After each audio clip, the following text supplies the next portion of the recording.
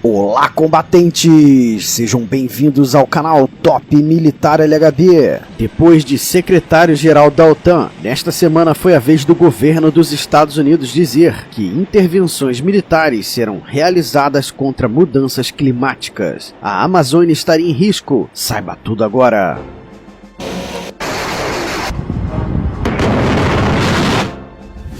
E se você curte as forças armadas e policiais do seu país, aliste-se agora em nossas fileiras se inscrevendo no canal.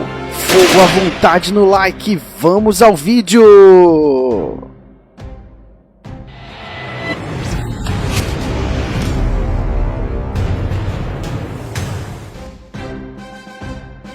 Desde os incêndios de 2019 na Amazônia, que governos europeus e dos Estados Unidos vêm dando sinais claros, transparentes, de que no futuro podem realizar uma intervenção militar na Amazônia com a desculpa de proteger o meio ambiente. Vejamos se não é assim. Como já é de conhecimento geral, o presidente da França, na ocasião, chegou até mesmo a dizer claramente que estava aberto o debate sobre a internacionalização da Amazônia. E o general Vilas Boas, ex-comandante do Exército Brasileiro, chegou a dizer que o governo da França estava ameaçando o Brasil até mesmo com armas nucleares. Alguns acreditaram que esta hostilidade de Macron é uma atitude isolada, mas não é. Diversos governos de países da OTAN deram sinais de que também compactuam com as ideias de Macron. Por exemplo, o primeiro-ministro do Canadá, Justin Trudeau, imediatamente endossou as palavras de Macron e disse, abre aspas, vamos agir pela Amazônia, fecha aspas. O governo alemão, por sua vez, usa a TV estatal DW para produzir matérias e documentários alarmistas sobre a Amazônia. Em um deles, chegaram a afirmar que uma nova pandemia mundial seria ocasionada por morcegos da Amazônia, que fugiriam do seu habitat devido às queimadas. Já o governo norueguês de Erna Solberg bloqueou os repasses para o Brasil do chamado Fundo Amazônia, cuja Noruega e a Alemanha são os principais doadores, que é um fundo internacional que doa recursos compensatórios para que o governo brasileiro combata o desmatamento e mantenha a selva amazônica de pé, e anunciou agora que somente vai liberar os cerca de 3 bilhões bloqueados caso o candidato da oposição, Lula, vença as eleições presidenciais de outubro, uma clara ingerência em assuntos internos do Brasil. Em 2020, durante um debate presidencial, o até então candidato a presidir a maior potência mundial, Joe Biden, disse claramente que iria dar um grande aporte para o Fundo Amazônia, mas queria também impor pesadas sanções econômicas ao Brasil caso o governo brasileiro de Jair Bolsonaro não se comprometesse com impedir o desmatamento. Mas até então, muitas pessoas acreditavam que tudo isso não passava de bravatas de políticos ecofanáticos, que é um tipo de político muito comum na Europa e nos Estados Unidos. Eram supostamente apenas uma tentativa de Biden, de Trudeau e de Solberg de conseguirem votos de pessoas que se preocupam com o meio ambiente, e também uma tentativa do governo francês de Emmanuel Macron de proteger o agronegócio europeu, sobretudo francês, lançando acusações infundadas de que o agronegócio brasileiro seria o principal causador do desmatamento na Amazônia. Para muitos, até então era apenas isso, uma disputa meramente comercial e política. Mas ainda em 2020, um outro fato aconteceu que mostra claramente que toda esta guerra híbrida contra o governo brasileiro em relação à Amazônia não eram apenas bravatas, e que as potências da OTAN estão sim dispostas a irem até as últimas consequências.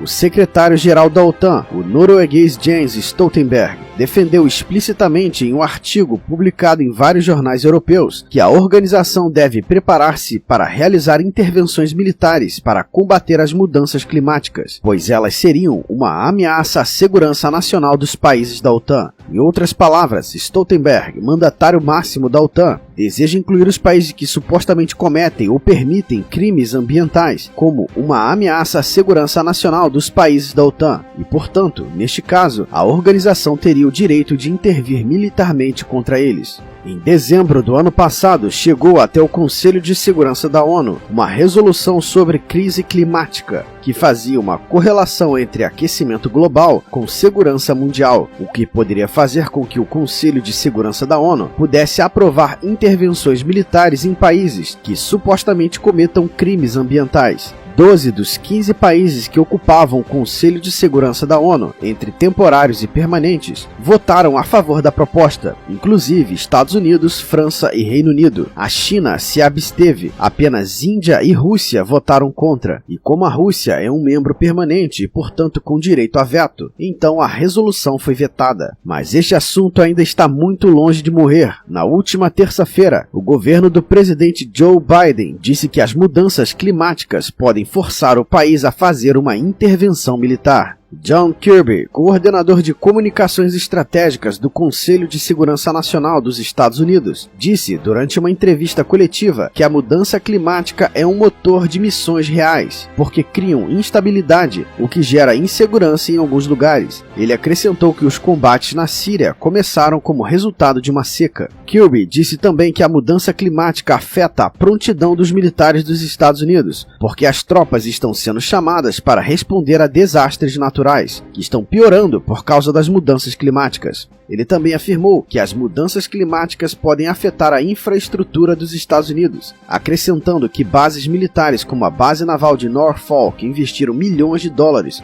para tentar melhorar sua infraestrutura por causa do aumento do nível do mar.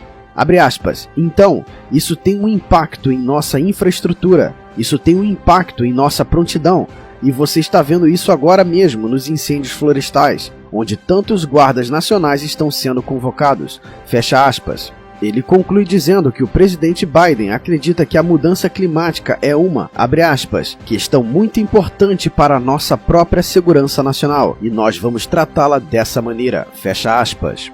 As eleições de outubro estão próximas, por isso, senhores, escolham em todos os cargos aos candidatos que tenham uma proposta clara de fortalecer as nossas forças armadas. Nós, como sociedade civil brasileira, devemos cobrar aos nossos governantes que parecem viver uma eterna letargia. Devemos cobrar ao presidente do Brasil, aos ministros da Defesa e da Economia, ao Congresso Nacional e aos comandantes militares que se preparem agora para o pior. Os olhos das potências ocidentais estão sobre a Amazônia. Todos os sinais estão sendo dados, só não enxerga quem não quer. Não duvidemos, pessoal, até uma semana antes da invasão russa, o governo ucraniano também duvidava que ela aconteceria, e nós não podemos ser imprudentes como os ucranianos. E talvez as únicas coisas que estão retardando ações mais incisivas contra a Amazônia são a invasão russa sobre a Ucrânia, a ameaça de invasão chinesa sobre Taiwan e a quase obtenção da bomba nuclear por parte do Irã. Tudo isso tem deixado as potências ocidentais muito ocupadas, mas quando tudo isto passar, o foco pode se virar para a Amazônia. Precisamos agora investir pesado em nossas forças armadas, com armamentos realmente dissuasórios e no estado da arte, e em quantidades compatíveis com a nossa extensão territorial e com a grande ameaça que se avizinha. Precisamos elevar o orçamento de defesa para no mínimo 2% do PIB. 2% é o mínimo para termos alguma chance de conseguirmos defender a nossa Amazônia. É isso aí, combatentes! Um forte abraço a todos e até a próxima missão!